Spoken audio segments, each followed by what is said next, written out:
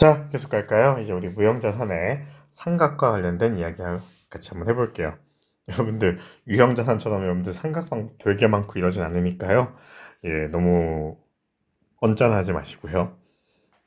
채점해보니까 그 감가상각 방법이 너무 많아서 그런지 조금 당황하신 분들이 있는 것 같더라고요. 무형자산은 삼각이 어렵지 않습니다. 같이 갈게요. 자, 여러분들 우리가요. 유형자산에서 우리가 감가상각하려면 여러분들 뭐 필요했었죠? 그렇죠. 취득 원가부터 정했고요. 그 다음은요. 잔존가치가 있어서 우리가 취득 원가에서 잔존가치 차감해 주시면요. 감가 대상 금액이다라고 좀 이야기했었죠. 음. 그리고 정액법이라면요. 그렇죠. 내용연수로 나눠줬습니다. 그래서 우리가 내용연수가 정확하게 알아야 되는데, 자, 일단 무형자산은요. 감가상각이라는 표현 쓰지 않고 상각이다라고 얘기합니다. 여러분들 감가상각은 영어로 우리가 depreciation이다라고 좀 얘기하고요. 이 무형자산은 상각이다라고 해서 우리가 amortization이다라고 좀 얘기합니다.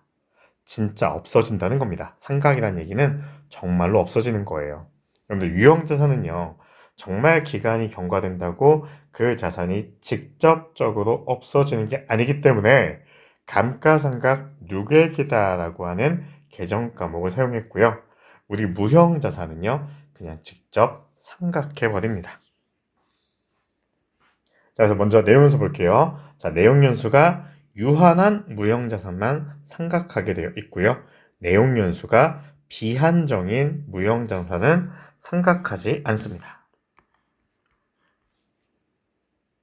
여러분들 여기서 얘기하는 내용연수가 비한정이다라고 하는 건 기간을 정할 수가 없다라는 겁니다. 이 기한을 정할 수가 없다라고 얘기하는 것들이 뭐냐면 아까 말씀드린 것처럼 여러분들 우리가 사실은 감가상각이라는 내용이 자산의 가치를 감소시키는 게 아니고 여러분들 이 자산이 우리 기업에 경제적 효익을 제공하는 기간 동안에 여러분들 뭐예요? 매칭하는 거거든요. 그런데 이런 골프 회원권, 콘도 회원권 이런 것들은요. 우리 기업의 어떤 효익을 하고 매칭시키기가 어려워요. 물론 여러분들 어떤 분들은 교수님 골프장 이용을 많이 하면 그만큼 접대를 잘해서 영업활동 잘 되는 거 아닙니까? 라고 얘기한다면 제가 할 말은 없습니다만, 예, 일반적으로 우리가 이 감가상각할 때는 내용연수가 유한해야지 얘기할 수 있거든요. 여러분들 내용연수가 어느 정도 알고 있어야지만 연수학교법도 할 수 있고 이중체감법도 가능한 거거든요. 그래서 일단은 내용연수가 비한정적인 무형자산은 상각하지 않습니다. 자, 그런데요. 그 이후에 유한한 내용연수를 추정할 수 있게 되면 여러분들 여기선 달라요. 측정이 아니고요. 추정입니다. 여러분들 왜요? 애초에 측정하지 못했으니까 사후적으로 얘기할 때는 그냥 합리적으로 추정하는 겁니다. 그래서 만약에 내용연수를 유한하게 추정할 수 있다면 그 시점부터 상각을 개시하게 됩니다. 자, 내용서 관련해가지고요. 이 무형자산이요. 이 계약상의 권리나 아니면 기타 법적 권리로부터 발생할 때는요. 자, 뭘 초과할 수 없다고요? 그 권리 기간을 초과할 수가 없습니다. 자, 그리고요. 이 자산의 예상 사용 기간에 따라 더 짧을 수도 있습니다. 여러분들 뭐냐면 법에서 명시되어 있는 게 뭐 10년짜리인데요. 우리 기업이요. 사업을 5년밖에 영위하지 않을 거예요. 그럼 굳이 10년의 기간을 두고 상각할 필요는 없다라고 이야기하는 겁니다. 자, 그리고요. 권리가 중요한 원가 없이 한정된 기간 동안에요. 갱신될 것이 명백한 경우에만 그 갱신 기간을 무형자산의 내용연수에 포함해주게 되어 있습니다. 여러분들 그러니까 뭐 갱신 권한이 없으면요. 그냥 끝나는 거예요. 뭐 여러분들 그런 거였죠? 여러분들 뭐 예전에 우리 영화 중에 뭐 스파이더맨에 대한 그 권한이 뭐 소니한테 있었죠? 그렇기 때문에 여러분들 어벤져스에서 스파이더맨을 볼 수 없었죠. 근데 뭐 했던 거예요? 그 권리를 잠깐 마블이 갖고 왔었잖아요. 자, 그런데 그 갱신될 게 명백하지 않습니다. 그럼 마블은요? 또 이제 스파이더맨 출연시킬 수가 없게 되겠죠. 그래서 여러분들 그 마블에서 보시면 스파이더맨 3명이 모이는 게 굉장히 이례적이고 굉장히 불가능했던 건데 이 권리를 살짝 빌려왔기 때문에 가능했던 거죠. 그렇게 보시면 되겠습니다.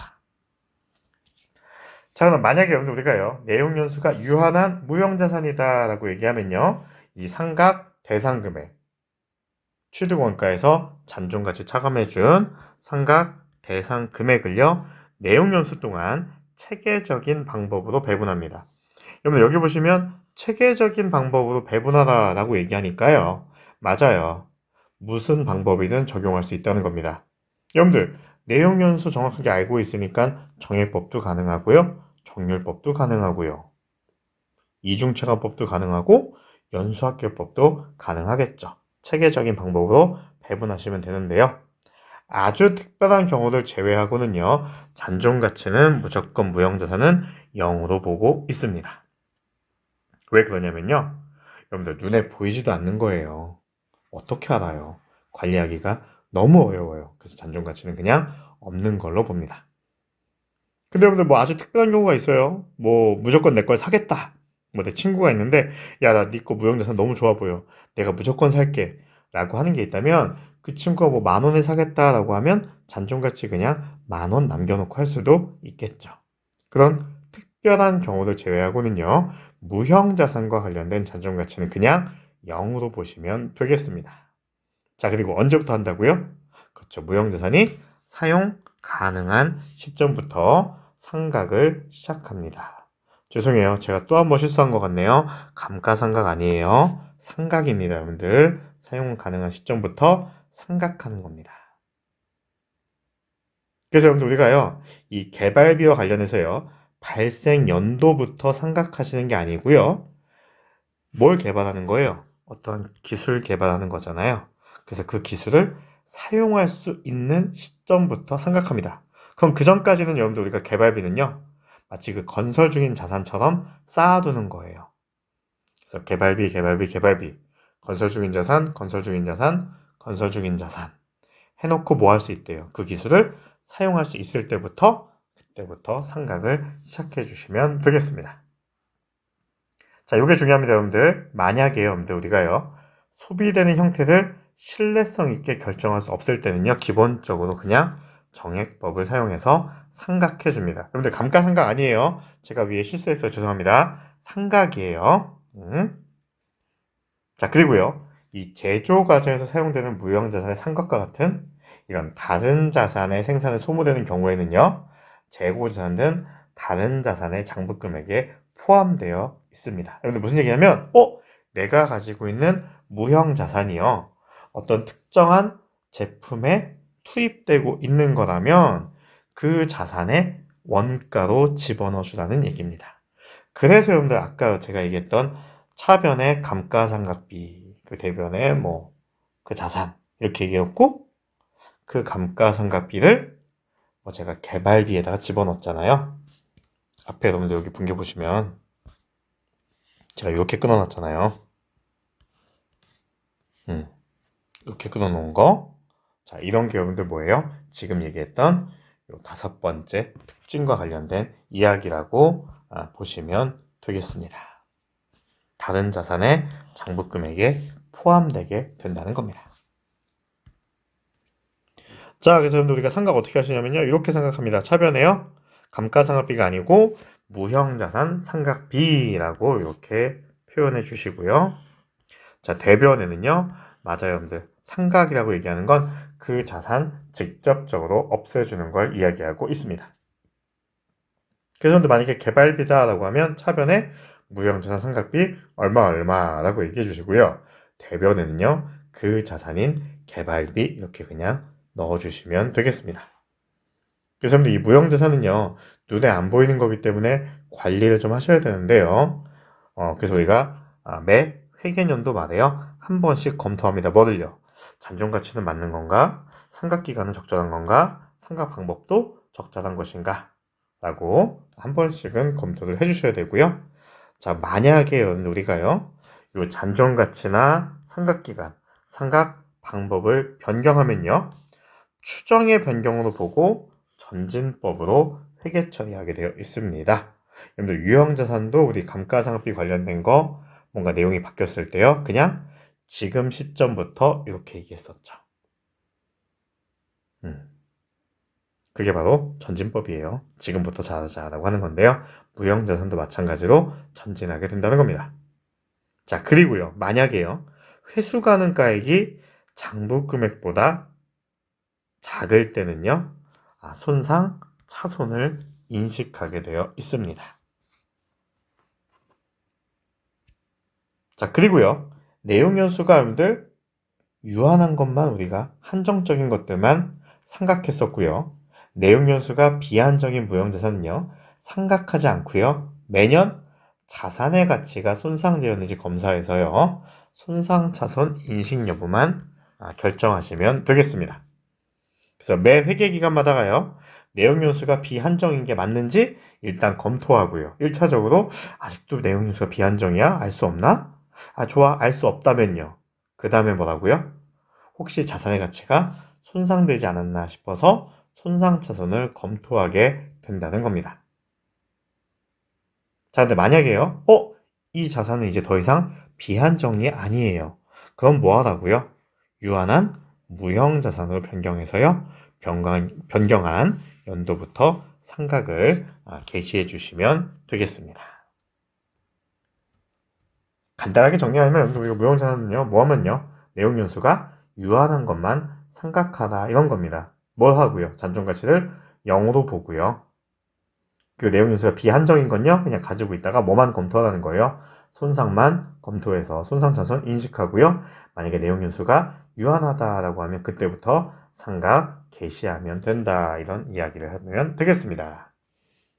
자, 같이 예제 좀 볼게요. 자, 무형자산 상각인데요. 갑회사는요, X1년 7월 1일에 을 회사로부터 특정 제품을 생산할 수 있는 기술을 5년간 사용할 수 있는 라이선스를 10만 원에 취득했습니다. 갑회사는요, 중요한 원가 없이 라이선스 계약 기간을 1년 갱신할 수가 있다라고 이야기하고 있네요. 자, 그럼 여러분들 포인트 잡을게요. 첫 번째. 자, 언제 취득했고요? X1년 7월 1일에 취득했고요. 취득 원가는요, 10만 원이고요. 잔존가치 얘기는 없네요. 자, 내용 연수는 5년입니다. 자, 그런데 여러분들 포인트 있어요. 무슨 포인트 있습니까? 갑회사는요, 중요한 원가 없이 라이선스 기간을 1년 갱신할 수 있는 확실한 권한 가지고 있습니다.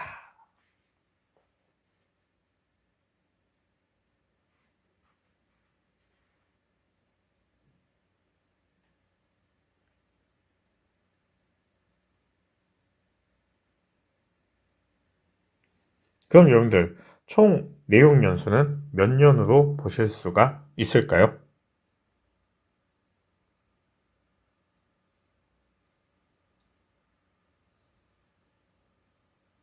갱신기간 포함해서 보시면 되겠죠.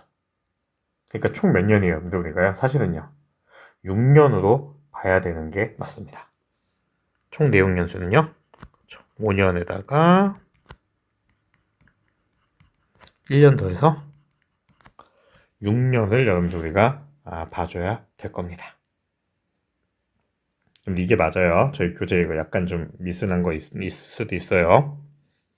자, 그럼 같이 한번 회계처리 한번 해볼게요. 자, 2000 X1년 자, 7월 1일 취득 분기 한번 같이 해볼게요. 자, 라이선스 취득했습니다. 얼마요? 10만원. 그 대변에 현금 10만원.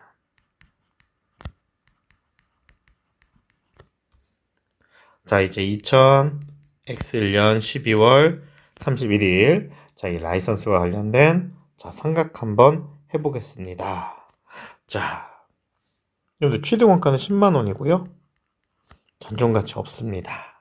그리고 별다른 거 없으니까 여러분들 뭘로 한다고요? 정액법으로 하게 되네요. 그리고 여기서도 정액법으로 얘기한다고 했습니다. 자, 그러니까 나누기 6 해주시면 되겠네요. 10만원 나누기 6 하시니까요. 이거 숫자가 좀 더럽게 나오죠?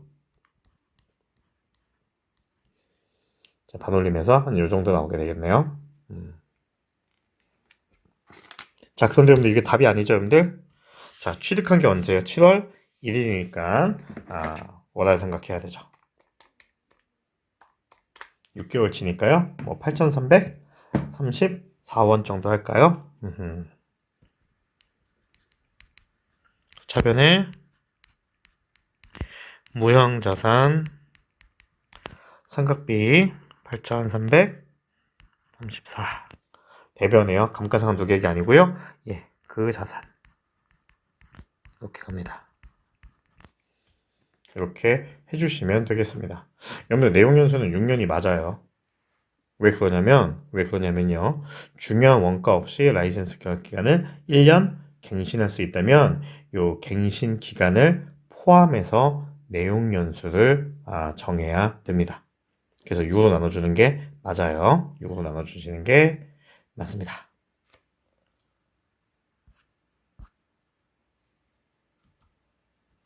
자, 또 상각 문제 같이 한번 해볼까요? 자, 갑회사는요, 신기술 개발 위해서 X1년도에 10만원, X2년도에 30만원을 각각 지출했고요. 모두 유형자산의 인식요건을 충족했습니다. 그럼 여러분들 인식요건 충족했으니까 얘는 연구단계예요? 개발단계예요? 그렇죠. 개발단계죠. 그래서 분기 한번 끊어볼게요. 자, 2000 X1년 언제인지 모르니까 그냥 할게요. 자, 얼마 지출했어요? 10만원 지출했습니다. 개발비.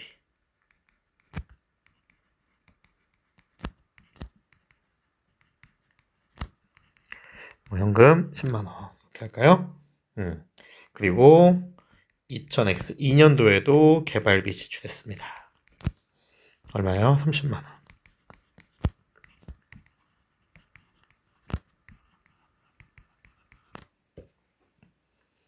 자, 그리고요. X2년 7월 1일 날 개발 활동이 종료되었습니다. 그럼 여러분들 언제부터 요 신기술 사용 가능했던 거예요, 여러분들?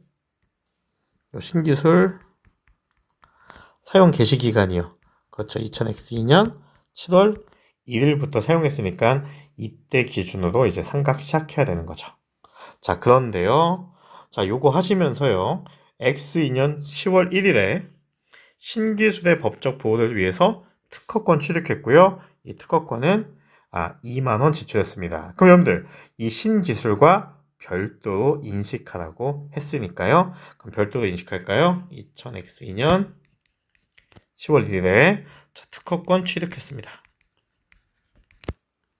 얼마요? 2만원.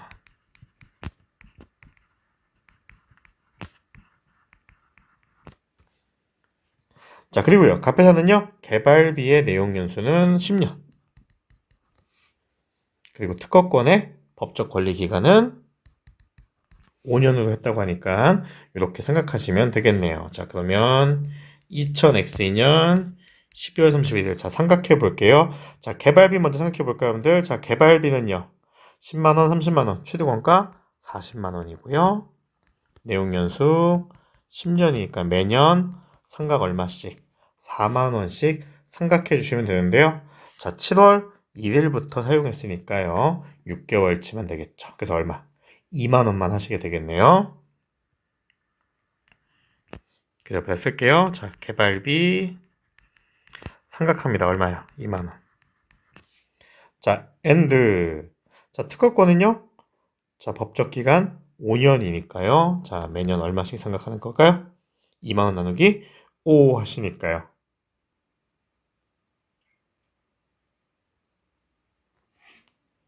4만원이죠? 자, 근데요. 언제부터 사용 시작하셨어요? 10월 1일부터 했으니까 3개월분 되시겠죠? 12분의 3 이렇게 되시겠네요. 계산기 눌러보시니까요. 1,000원이겠네요. 그러면 특허권. 그래서 총 얼마 생각하라고요? 2만 1,000원 생각하는 겁니다. 뭐라고요? 무형 자산 상각비라고 이렇게 회계 처리해 주시면 되겠습니다.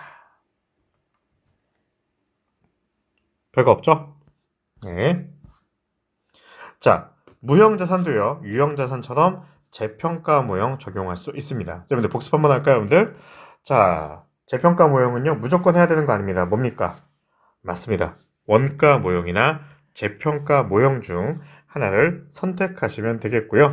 유형 자산의 회계 처리와 동일하게 되어 있습니다. 그래서 여러분들 뭐라고요?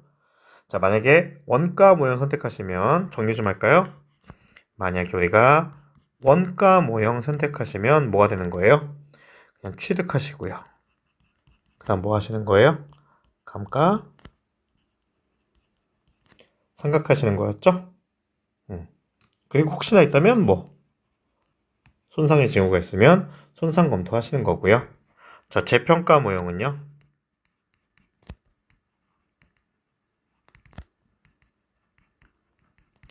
취득하시고 감가상각하시고 공정가치로 평가해서 올라가면 재평가 잉여금이다 라고 하는 자본, 떨어지면 손실로 이렇게 회계 처리했던 거죠. 그래서 무형자산도 마찬가지입니다. 취득해서요, 만약에 원가 모형이라면 그냥 상각만 하시는 거고요. 단 상각은 언제 상각해요? 내용연수가 유한한 것만요. 자, 근데 만약에 재평가 모형 하시면요, 자, 취득해서요, 상각하고요, 공정가치도 측정해서 얘도 마찬가지로 유형자산의 가치가 올라가면 뭐 재평가 잉여금이다 라고 하는 자본, 떨어지면 손실로 회계 처리하는데, 조금 특이한 건요, 무형자산에 대해서는요, 활성시장이 존재하는 경우에만, 즉 뭔가 수요가 있는 경우에만 재평가 모형을 적용할 수가 있다는 겁니다. 근데 어떤 얘기냐면, 지금 우리 윈도우 11 쓰고 있나요? 만약에 뭐 윈도우 98이라는 게 있어요. 이게 지금 수요가 있을까요? 아마 없을 거예요. 근데 윈도우 98 아마 들어본 적도 없죠. 여러분들 뭐 98년도에 안 태어났던 친구들도 있을 거 아니에요? 그때 당시 운영체제를요, 지금도 형하지는 않을 겁니다. 이렇게 여러분들 우리가 같은 무형자산이라도 활성시장이 없다면 우리가 재평가 모형 적용할 수가 없다라는 겁니다. 기본적으로 여러분들 유형자산하고 똑같아요. 자, 이제 마지막입니다, 여러분들. 조금 힘내세요. 자, 유형자산의 제거인데요. 이거 하기 전에 미리 얘기할게요, 여러분들. 유형자산 제거할 때 우리가 뭐 했어요? 감가상각과 처분이라는 과정을 통해서 우리가 제거했죠? 무형자산도 제거되는 과정은 같습니다. 자, 무형자산은요, 언제요? 처분하는 때와 혹은 사용이나 처분 후부터 미래 경제 효익이 기대되지 않을 때 재무상태표에서 제거하게 되어 있습니다. 유형자산과 똑같아요, 여러분들. 자, 이러한 무형자산의 제거로 인한 처분 손익은요, 순매각가액과 장부금액의 차이입니다. 그냥 쉽게 얘기하면요, 얼마에 팔고요, 얼마 남았냐 이거예요. 요 차이인데 뭘로 인식한다고요? 단기 손익으로 인식해서요, 처분이익이나 처분 손실 인식하시면 되겠습니다. 자, 그런데요, 중요한 건요, 유형자산과 마찬가지로요, 만약에 처분한다라고 하면 이렇게 됩니다. 뭐까지요? 처분 시점까지의 상각비를 우선적으로 인식한 후에 회계 처리하시면 되겠습니다. 상각 후 처리하시면 되는 겁니다. 그래서 일단 1단계가 뭐 하신다고요? 일단 처분이 발생할 때까지 무형자산 상각비 인식하시고, 그 다음에 처분하시면서 뭐 인식한다고요? 처분 손익 이렇게 인식하시면 되겠습니다. 아까 조금 어렵게 나오겠지만 여기 지금 차변에는 현금이 매각가액이고요, 대변에 있는 무형자산이 장부가액 되겠습니다. 자, 그럼 예제 5번 가지고 한번 같이 볼게요. 자, 갑회사는요, 2000X1년 1월 1일 소프트웨어를 10만원인데요. 자, 취득원가 10만원이고, 자, 내용연수 5년, 잔존가치 없이 정액법으로 상각하기로 했습니다. 사용하다가요, X2년 7월 1일에 현금 5만 5천원 수취해서 매각을 했습니다. 자, 한번 전체 분계 다 해볼게요. 전체 분계 다 해보겠습니다. 자, 2000X1년 1월 1일 자, 소프트웨어라고 하는 무형자산 취득할게요. 소프트웨어.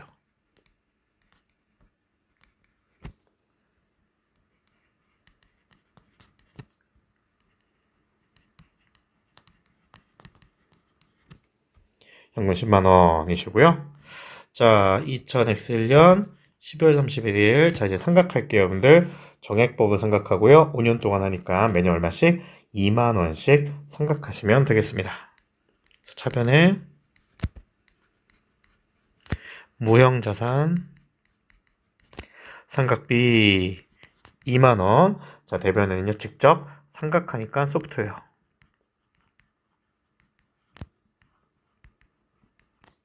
해주시면 되겠고요. 자, 그런데 처분했습니다. 언제요? 2000X년 7월 1일에 처분했습니다. 자, 여러분들 우리가 처분할 때 뭐부터 한다고요? 그렇죠. 처분 시점까지의 삼각부터 먼저 합니다. 여러분들 7월 1일이니까요. 6개월치 일단 삼각할게요. 무형자산 삼각비 얼마입니까? 10,000원. 소프트웨어 10,000원. 이렇게 해주시면 되겠습니다. 자, 이렇게 하시면 여러분들 우리가요, 소프트웨어 장부 금액은요, 북밸류라고 얘기하거든요. 장부 금액은요, 자, 10만원에서 출발했고요. 자, 2만원 삼각, 10,000원 삼각 됐으니까요. 지금 남은 금액은 얼마 될까요? 그렇죠. 7만원 되겠네요. 얘도 얼마에 처분한대요? 55,000원에 처분하니까요. 손실 나겠네요. 자, 그럼 분기 한번 끊어볼게요. 자, 일단 소프트웨어. 자, 장부에서 제거됩니다. 자, 그 처분 대가는요, 현금 55,000원입니다. 얼마 차이 나세요? 15,000원만큼 손실 나시죠? 뭐 하신 거예요?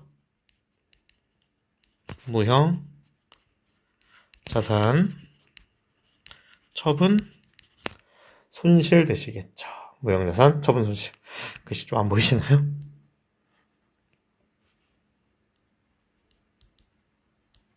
자, 무형자산 처분 손실로 이렇게 해주시면 되겠습니다. 끝입니다. 근데 질문 있으면 남겨주시면 좋고요. 저희가 여러분들 우리가 이 공부하시면서 계속 이렇게 빌드업 돼가고 있는 거거든요.